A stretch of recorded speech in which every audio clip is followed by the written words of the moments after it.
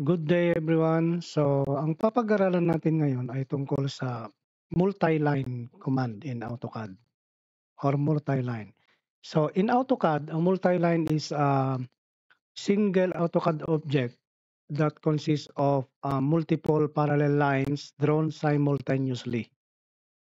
So, allowing for the creation of elements like walls or other structural components more efficiently than drawing individual lines. Okay? So like for example, pag gagawa ka ng floor plan, lalo na sa mga wall, ang pinakamadaling gamitin mo na command is multi-line kasi mas mabilis 'yon. So you can control the number of lines depende kung ano yung ido-drawing mo. Okay? So there is spacing or offset or sometimes called, ang makikita mo doon sa multi-line command is scale and their justification relative to the cursor. So multi-lines act as a single entity, just like the polyline, okay? Until they are exploded, and their styles and editing can be managed with uh, multi-line and multi-line style command. Okay, so let us begin. So kapag nagpindot tayo ng ML, okay, that is multi-line command, okay, or ML command. May magpapakita diyan na tatlong option. So we have justification, scale, and style.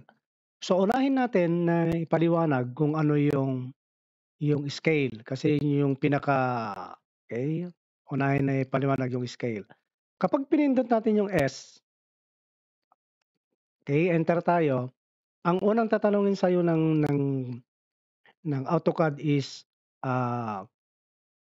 ano yung scale na gagamitin. So merong default dito. Actually hindi yun yung 200 kasi nai-set na natin yan na 200. So, click pa rin natin, type pa rin natin na 200. Bakit 200? That is our outside wall or exterior wall. Okay, 200 yan. Kapag interior wall naman is 150. Okay, bakit 200? At bakit 150? Ang units na ginamit natin dito is millimeter. Kaya kaya yung wall natin na exterior is 200. Then we have the interior is 150 millimeter. So enter natin. Then yung susunod, kapag na-set na natin yung scale, ang tatanungin ulit sa'yo ng AutoCAD is yung justification. Okay? Meron tayong tatlong option dito sa justification. So we have the top, zero, and bottom. Okay? So papaliwanag natin yan. So para hindi natin alisin muna natin to. Okay. Okay, balikan natin yung ML, then scale, okay na yan. Then justification, unahin natin yung top. So kapag T, okay, pag inano natin yung T, okay, that is top, clinic natin yan, baguhin lang natin yung, okay. Pag clinic natin dito, nag-drawing tayo dito, that is, nasa top. Ito yung top, tapos bottom. Okay. Baguhin natin yung kwan natin na wall. Okay. So activate natin yung wall. Next, zero. Pag sinabi natin zero, multi-line ulit, justification natin is zero. Type mo lang yung Z. So kapag dinrawing mo yung line dito, ibig sabihin, yung gitna, that is what we call zero, magsisimula sa gitna. Okay? Then, another ML, then justification is bottom, ito naman yung itsura. Okay? In constructing floor plan, suppose meron tayong drawing dito na line or sketch ng floor. So we have For example, 5,000, enter. Then we have 3,000, enter. Then we have another 5,000. 1, 2, 3, then close. Okay. So kapag dinrawing natin yung wall nito, this is only our sketch. So sketch lang yan. So kapag idodrawing natin yung wall, so mag-ML tayo. So scale, okay na yan. Justification tayo. Then 0 dapat. Then click natin yung wall. So 0. Okay. Dapat center dimensioning tayo. Then close. Okay. That is what we call center dimensioning. Kasi kapag eto kanina, this is 5,000 or 5 meters. Okay. So kapag may 5 meters yan, kapag nilagyan natin ng annotate ito, at dito natin kukunin sa gilid, hindi na yan 5,000. That is already 5,200. Okay? 5,200 na yan. Okay? Pero kapag sa loob naman, okay, kapag sa loob, click natin sa loob, mali din kasi 4,800 na yan. Okay? So dapat ang dimension mo dapat is nasa gitna. Okay? Nasa gitna dapat. So ito. So this is 5,000. Then enter. Then this is 3,000. Okay? Okay, ganyan dapat. Para maganda. Okay, that is why we are using 0 sa justification. Pwede rin naman ito, depende naman yan sa drawing kung ano yung ibibigay na problem na drawing doon sa teacher ninyo, for example. Okay, depende yan. Kung outside dimension ba, pag outside, gagamit ka ng top.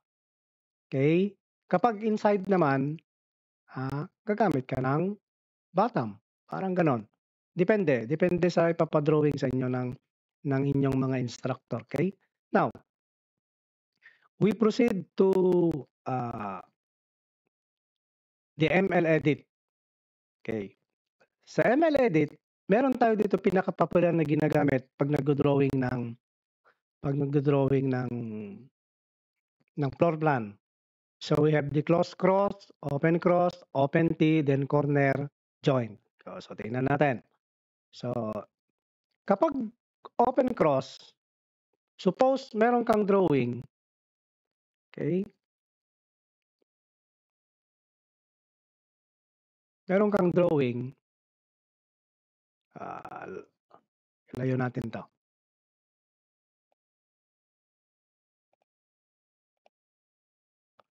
These are ito na ang pinag-uusapan na natin dito is say okay lang yan. ML justification 0. Then for example, meron ka diyan.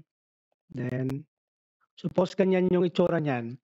So kapag nag-ML edit ka, ML edit, okay, hanapin mo lang yung open cross. So, okay, click mo yan. Then click mo tong nasa vertical, tapos i-click mo yung horizontal, then automatic mag-open na yan. Kaya tinawag na open cross. Okay? Ito naman, cross. So ML tayo, gawa tayo ulit ng another justification, ML line, then 0. Okay?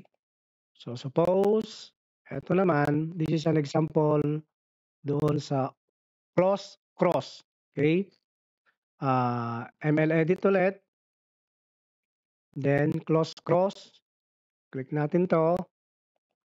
Then click natin yung isa. Then you have your close cross. Okay. Bakit iba to? Depende sa ano yan. Kung ano yung nauna mong clinic. So ulitin natin.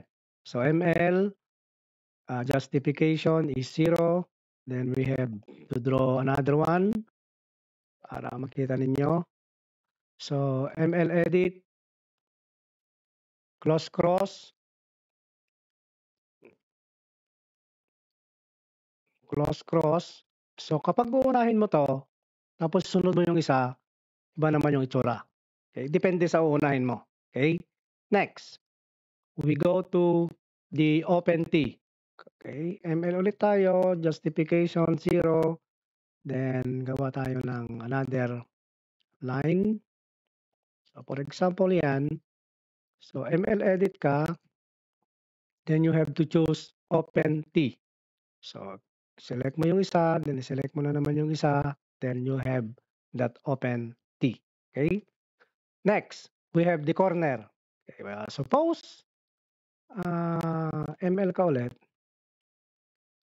So, justification 0, then we have, okay, okay, for example, ganyan. Gusto mong gawin ganito sa corner. So, ML edit ka ulit, then piliin mo yung corner. Click mo lang yan, tapos click mo yung isa, then you have your uh, corner. Okay, ulitin natin. ML edit, corner, and click natin to, and another one. Okay, that is corner joint.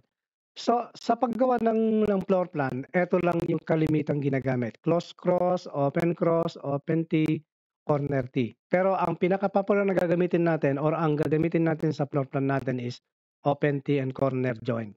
Okay? Mangilan-ngilan lang itong open cross. Mangilan-ngilan lang yan. Okay? So that's all for today. I hope you have learn something about our simple video tutorial about multi-line in AutoCAD. Para mas marami kayong matutunan, kindly subscribe our YouTube channel, Inoy TV.